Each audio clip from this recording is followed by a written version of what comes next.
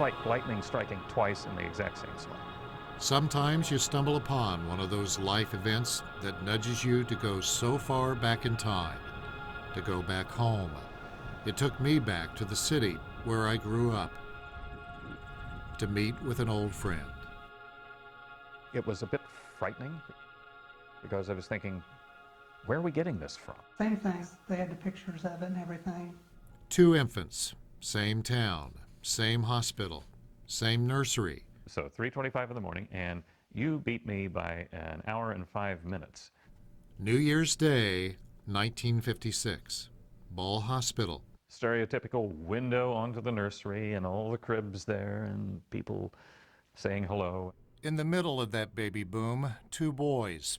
On the other side of that window, 2 sets of parents. And I'll bet you they had a conversation out in that hallway. Interesting. Out of the past, 60 years later, Stan Sollers meets for a cup of coffee with a man he has an amazing and now frightening connection with. You ready to do some learning today, I gather, right? Almost 2 years earlier, This is a saxophone, baritone sax. Stan teaching, mentoring his communication students. Like that. A discovery out of nowhere is made. Well, he said, we found a mass. A man who's spoken into and heard so many voices originating from those microphones listened. I was under anesthesia to an extent, but I was awake enough to know what was going on. It was the voice of a doctor in the ER. It was just a lightning bolt down the chimney. It was like, oh. A scope revealed the esophageal cancer. Just months later, another life-changing reality. Kevin Malloy working hard across town to build a tool and die business.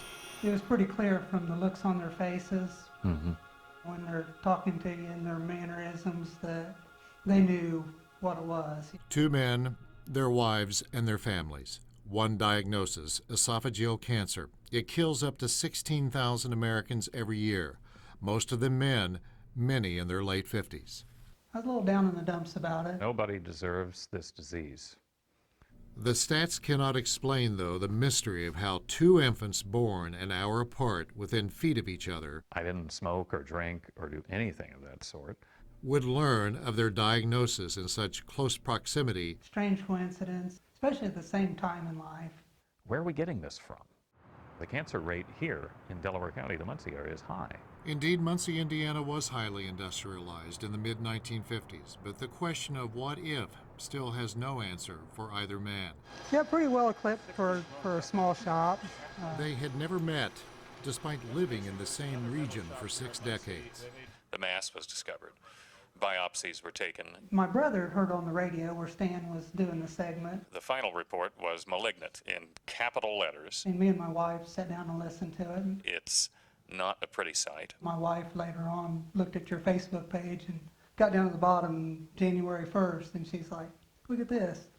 Stan and Kevin went through virtually the same treatment. Instead of being down here where your stomach typically is. Take the top third of the stomach out and the bottom half to 2/3 of the esophagus. They pulled it up into a narrower space.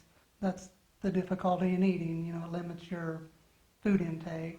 Even their ordeals of chemo and radiation appeared to be in parallel worlds. Both are now cancer-free. 2 newborns 1956, 2 men 60 years later still looking for the answers to a mystery they may live with for the rest of their lives. The key words here, live with. You will be faced with adversity in life, but you can get through. Let's make the best of it.